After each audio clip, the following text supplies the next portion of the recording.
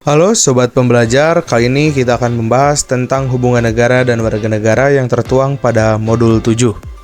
Dalam modul ini terdapat 3 kegiatan belajar, yaitu hubungan warga negara dengan negara, yang kedua ada tipologi warga negara, dan yang ketiga ada asas, sifat, dan wujud hubungan warga negara dengan negara.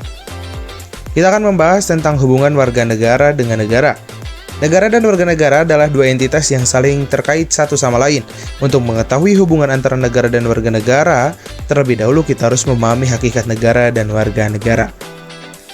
Warga negara itu memiliki kedudukan yang penting dalam negara.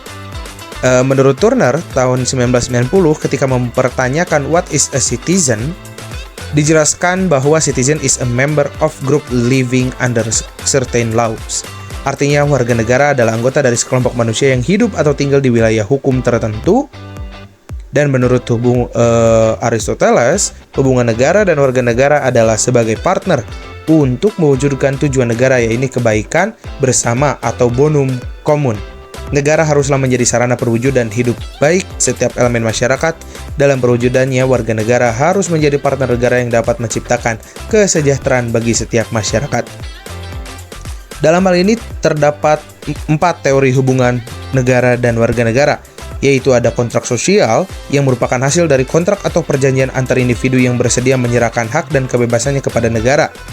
Yang kedua ada teori hak asasi manusia, yaitu setiap manusia memiliki hak yang tidak dapat diganggu-gugat, tidak terkecuali oleh negara. Dan yang ketiga ada teori kewarganegaraan, yaitu di samping warga negara memiliki hak, juga memiliki kewajiban terhadap negara. Karena kewarganegaraan yang diperoleh oleh warga negara adalah status hukum yang memberikan hak dan kewajiban kepada individu. Serta yang keempat adalah teori partisipasi politik, karena hubungan negara dan warga negara bersifat aktif atau substantif. Selanjutnya adalah hak dan kewajiban. Negara memiliki hak dan kewajiban kepada warga negaranya, begitupun warga negara memiliki hak dan kewajiban kepada negara sebagai konsekuensi dari status kewarganegaraannya. Ketika kita melihat di sini adalah tantangan, terdapat 3 tantangan hubungan negara dan warga negara, yaitu tantangan globalisasi, tantangan demokratisasi, dan tantangan pluralisme. Selanjutnya, kita akan membahas tentang tipologi warga negara dari Brian S. Turner, yaitu tipologi warga negara memiliki 2 dimensi, ada dimensi aktif dan pasif, dan yang kedua adalah dimensi public versus private. Selanjutnya, kita akan membahas tentang teori hubungan negara dan warga negara. Hal ini tentu juga adalah sangat penting, karena ini adalah sebuah materi tentang 4 tipe warga negara. Ada kewarganegaraan yang paling dangkal dalam tipologi ini, yaitu berlaku bagi warga negara yang menjadi anggota sah suatu negara atau legal citizen. Yang kedua, minimal citizen adalah warga negara yang memberikan suara dalam pemilihan umum lokal serta nasional. Yang ketiga adalah active citizen, yaitu warga yang melibatkan diri di luar pemungutan suara untuk mengaktualisasikan hukum.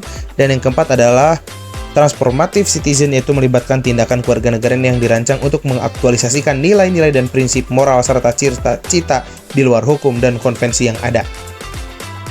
Selanjutnya kita akan membahas tentang asas sifat wujud hubungan warga negara dengan negara. Ada 2 kewarganegaraan, yaitu kewarganegaraan yang bersifat hukum dan sosiologis. Ketika kita berbicara tentang sosiologis, itu terdapat 4 asas. Yang pertama ada ius sanguinis, yang kedua ada ius soli, yang ketiga ada kewarganegaraan tunggal, dan yang keempat ada kewarganegaraan ganda terbatas. Selanjutnya adalah sifat hubungan negara dan warga negara. Terdapat 2 sifat hubungan, yaitu hubungan yang bersifat hukum, yaitu hubungan hukum sederajat dan timbal balik, karena semua itu mau pemerintah ataupun warga negara, mau negara atau warga negara, itu sama di mata hukum. Dan yang kedua adalah hubungan yang bersifat politik, yaitu dalam bentuk partisipasi politik. Selanjutnya adalah wujud hubungan. Terdapat 4 peran, yaitu peran aktif, peran pasif, peran positif, dan peran negatif. Baik, silakan untuk mempelajari modul ini lebih lanjut untuk menyelesaikan modul ini.